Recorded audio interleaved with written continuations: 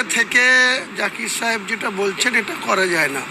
একজন মুসলমানের কাজ হচ্ছে মসজিদ বানানো, আর একজন অমুসলিম বা যারা সনাতন ধর্মাবলম্বী মানুষ তাদের কাজ হচ্ছে মূর্তি পূজা করা, মন্দির বানানো, অষ্টম প্রহর করা, হরিনাম করা তাদের কাজ।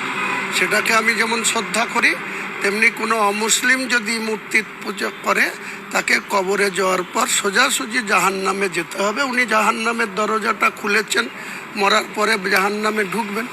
দেখুন, শুভেন্দু অধিকারীকে আমি কালকেও বলেছি কিছু সংবাদ মাধ্যমকে যে ব্যক্তিগতভাবে শুভেন্দু অধিকারীর সঙ্গে আমার কিন্তু কোনো সম্পর্কের অবনতি নেই বা খারাপ কিছু নেই।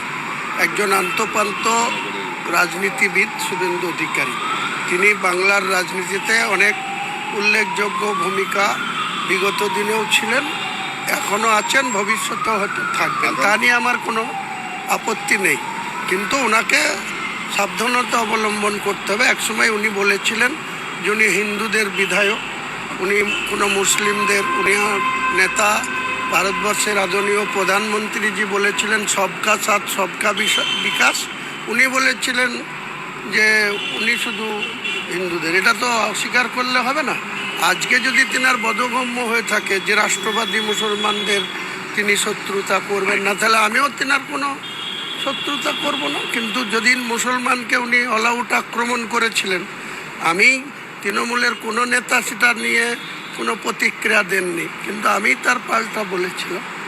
আজও সেই স্ট্যান্ড আমার ক্লিয়ার। উনি যদি ব্যক্তিগতভাবে মুসলিম সম্প্রদায়কে আক্রমণ না করেন, আমিও ওনাকে কোনো মতেই ব্যক্তিগত আক্রমণে যাব না, এটা পরিষ্কার। আগামীকাল রানীনগরে নওশাদ সিদ্দিকী তিনি সভা করতে চলেছেন, কোনো কথোপকথন হয়েছে বা আপনি কি বলবেন? না, ওনার উনি একটা রাজনৈতিক দলের দায়িত্বে আছেন বা চেয়ারম্যান আছেন, উনি বাংলার 294টা আসনেই সভা করার অধিকার ওনার আছে। এ নিয়ে আমার কোনো জোট নিয়ে আলোচনা শুরু কবে হবে?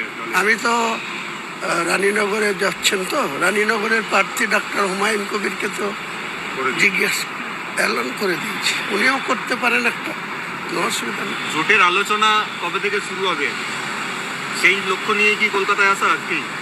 হ্যাঁ, নিশ্চয়ই কাজ আছে কলকাতাতে। কালকে এত পরিশ্রম যাওয়ার পর সকাল সকাল বেরিয়েছি, এখানে কাজ আছে।